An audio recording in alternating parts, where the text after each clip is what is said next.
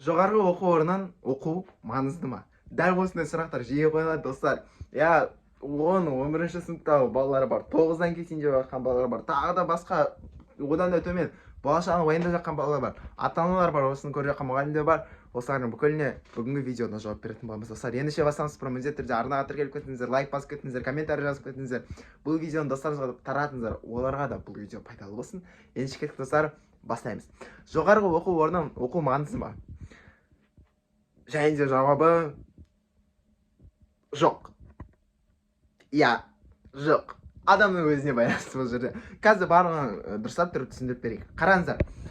Егер де әлемнің үздік мемлекеттерін алсақ, оқу жағынан, білім беру жағынан, Германия, Финляндия, тағы да сол бір скандинавтық мемлекеттер, тағы да Еуропаның бір мемлекеттері, Сингапур, тағы да Жапония, ол жерлерде жоғарғы оқу орны маңызды емес.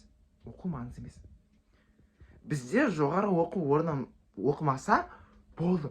Сен жоғары оқу орнына түспедің ба, грантқа түспедің ба, парная оқып жатсың ба?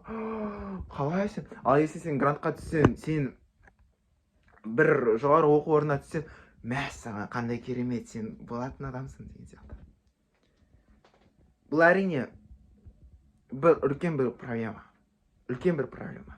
Сондықтан да бұл жердегі айтарым, егер де саған жоғары оқу орнында оқу бұл сенің ата-анаң, сенің ұстаздарың, сенің айналаңдағы адамдардың сенің бойына, миына сіңдіріп тастаған нәрсесі болса, онда оқу маңызды емес. Маңызды емес. Және де егер де сен бір мамандықты таңдаған кезде, сол мамандықта мықты бір адам болып шыққан кезде, онда оқу маңызды. Онда жоғары оқу саған үлкен пайда береді. Және де тағы да бір адамдар бар. Студентке мүлде ойы ештеңесі жоқ шығып кететін адамдар бар. Олар үшін де жоғары оқу орны маңызды болып қалады. Себебі болашаққа бір қандай да гарантия, қандай да бір қауіпсіздік ретінде бұл пайдалы болмақ. Ендеше достар, видео пайдалы болса, тағы да лайк басып кетіңіздер, мен әлеуметтік желіме тіркеліп кетіңіздер, ссылкасы описанияда. Кеттік достар, келесі видеоларда кездескенше. Бұл қазақ профессор. Кеттік.